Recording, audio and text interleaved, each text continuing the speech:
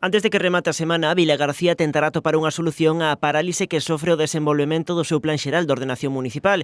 O alcalde vai convocar os voceiros dos distintos grupos da corporación para analizar as posibles solucións á renuncia de Ptisa, empresa encargada de revisar o pexón. Esa consultora foi adquirida a finais do 2016 por unha empresa chinesa que, despois de comprometerse a rematar o traballo, anunciou a súa renuncia. Ademais de Vilagarcía, hai outros 12 concellos galegos prexudicados por esta situación.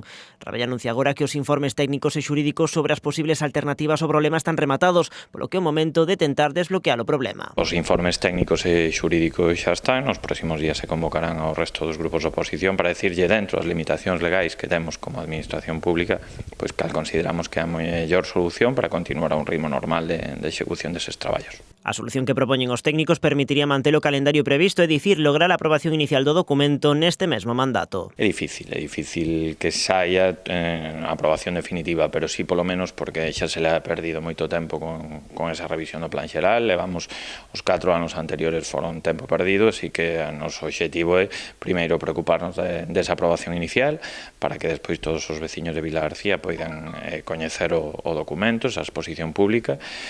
Vai a ser difícil chegar á aprobación definitiva, pero polo menos dar ese paso máis de aprobación inicial e exposición pública que xa se debería ter feito xa fai 5 anos. Esa aprobación inicial permitiría abrir tamén nesta legislatura un prazo de alegacións previo paso á aprobación provisional polo Pleno vilagarcián antes de ser ratificado de xeito definitivo pola Xunta.